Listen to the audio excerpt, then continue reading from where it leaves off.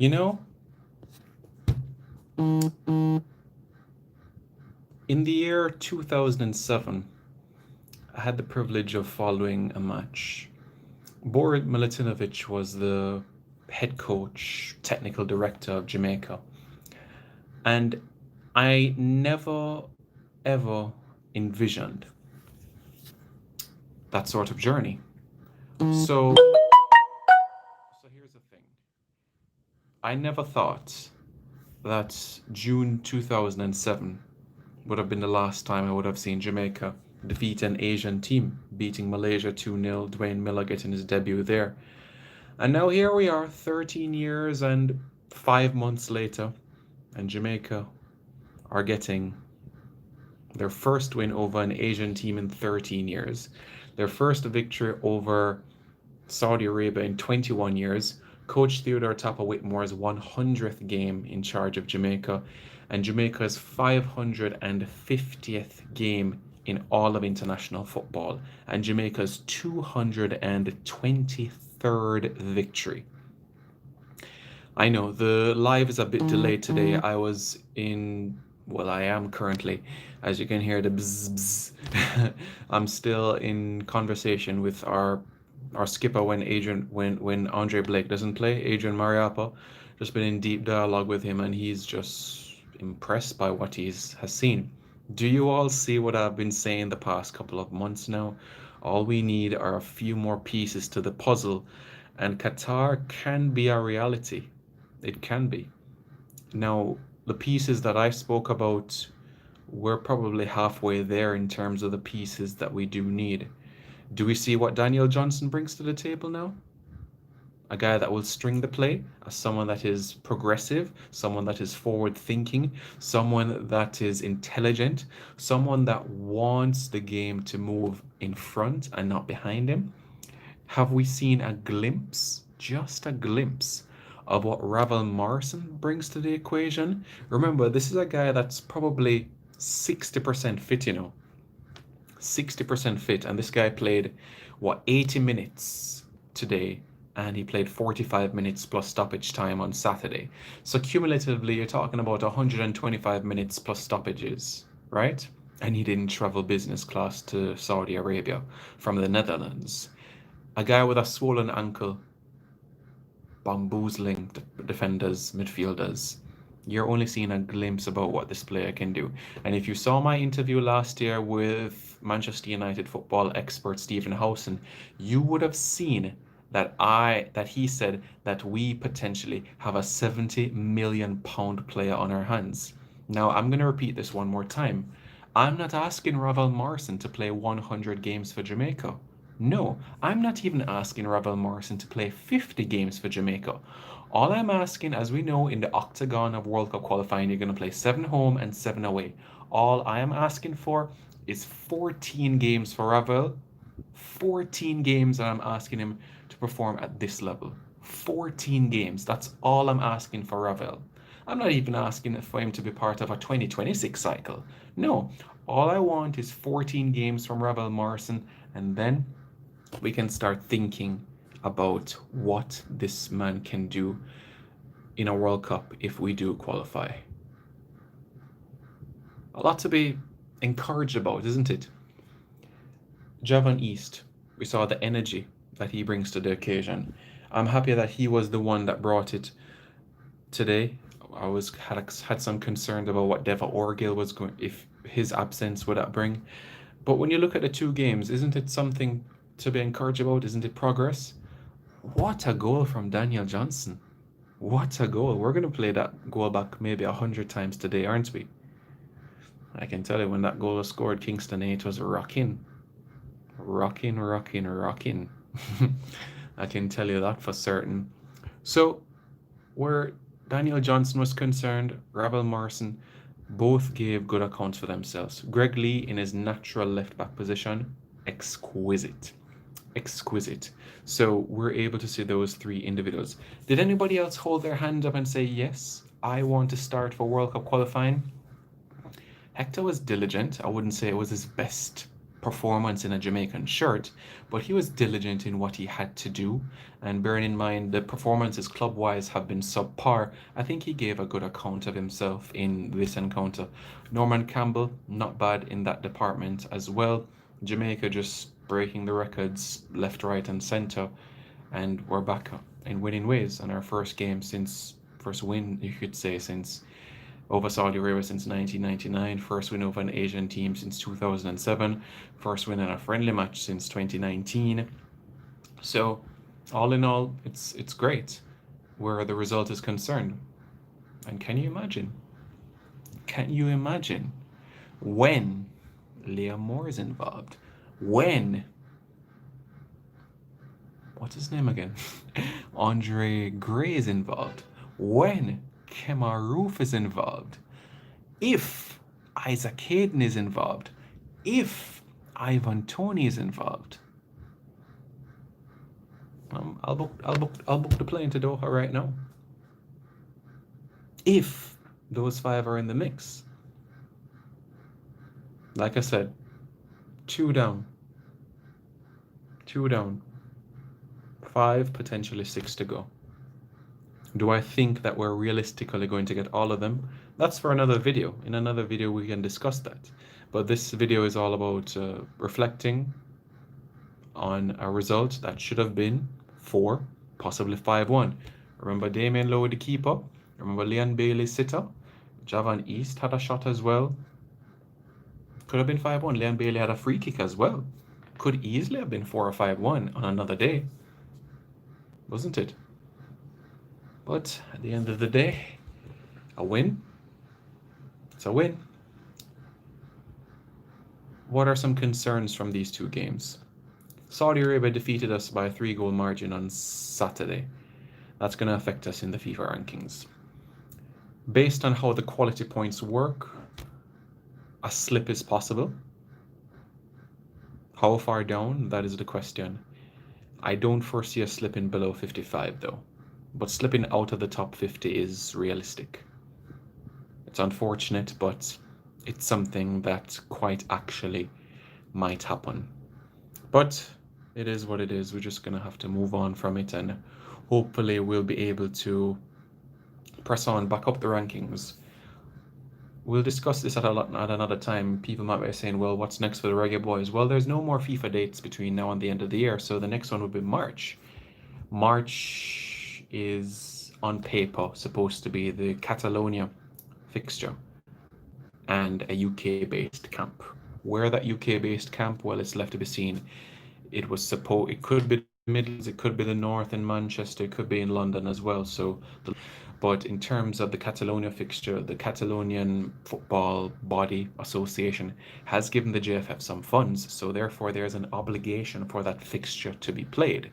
So we can expect that fixture to be played, and this ideally would give an opportunity for Liam Moore, Gray, Roof, Aarons to enter the fray and potentially negotiate for Hayden and Toney. Now you guys know the 6 that I want. Well, you guys know from I started this YouTube channel back in 2016. One of my first videos was about Daniel Johnson, and the year after that was about Ravel Morrison. Did you guys see the passion on his face when we conceded the goal, when he was looking at the referee? Now that is what I want to see. Did you see who was the first player to congratulate Daniel Johnson after we got the equalizer? It was Ravel Morrison. So I love the passion. I love the desire. As I said, my only concern is just make Ravel happy. Just make him happy and all will be well, okay? Just make him a happy human being and all will be well, okay? Put him first class, put him business class. When you come to the hotel, put him in the presidential suite, all right? This is the type of treatment he deserves. When you go to the dinner table, give him caviar, give him shrimp, give him lobster. Of course, with vegetables as well, because you want a balance. But just treat him like a king. Treat him like a king. Treat Daniel Johnson like a king. Treat Adrian Mariappa like a king. And I promise you, Qatar 2022 will happen. I promise you, treat those 3 men like royalty, and we won't have any problems. Treat those 3 men with the respect that they deserve, and you will exactly see what this team is able to do. Today, you saw a glimpse of what can happen. So, heading into the World Cup qualifiers now, the mindset is going to be key. How are we going to react? Back-to-back games, a match before, Ravel Morrison gets a yellow card. He takes on Mexico today. He gets a yellow card. He misses the home World Cup qualifier against USA. How are we going to react? Do we have the depth? Do we have the quality? Do we have the mindset to say, yes, we can still beat them without Ravel Morrison? We need to prepare for players that will be suspended, that will be injured, that will lose their passports, that will have flight delays. We need to prepare for all of these things mentally. And once we do, everything will be okay. My only concern right now is being able to manage those 4 qualifiers in the space of 15 days in June, and potentially 10 games in 40 days from June 1 to July 30. We could call it August 1. 10 games in 2 months. Do we have the mental? Do we have the ability to handle that? Quality is there. But can we really, really ensure that the priority is the World Cup and the Gold Cup? We perhaps integrate a few new pieces to say, all right, he can be part of my plan, he can be part of my pool, or let's just go for the tournament itself. So that is something to really, really consider. Let us look through at some of your comments. Great by Jamaica said Edmonds Hall, agreed. Odino Tomorrow says Ravel, lit, absolutely. Andy Manali says big up yourself, bro. Andrew here, yeah, big up Andrew. Was waiting on this. Should have been 6-1, arguably. Morrison is so. Trust me, this guy is an expert at football. We need Isaac, Hayden, Roof, more. World Cup is a must. Those 3 in particular. When Ravel trim, he will play even better. Ravel Goodman. Daniel Johnson, a well-rounded player. Player of the season last year in the league. Great performance by the team. Yep, Daniel Johnson, Ravel Morrison, Greg Lee. Brandon says, all I'm saying is Hector was brilliant at CB today. Like I said, there will be games where I think Hector should play as a centre-half, and some games where I think he should play at holding midfield. I'll repeat one more time. Central American oppositions, Costa Rica, Honduras, Panama, El Salvador, Nicaragua. Did I say Panama? Right. Central American teams, Guatemala, holding midfield. North American, Canada, USA, and the Caribbean teams, centre-half.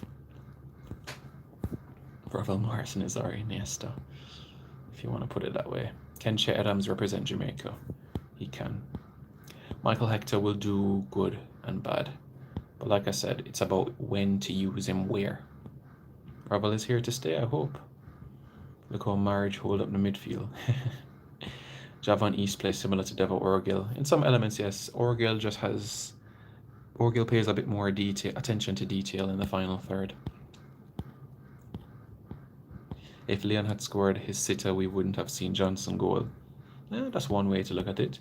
This team has potential if Ravel put in his defensive work. Yes, he did. He did put in his defensive work. And if you watched his games for Manchester United's academy, England's youth teams, under 16 up to under 21, that wasn't really a huge figure. The communication was there, but in terms of him dropping back, that wasn't there.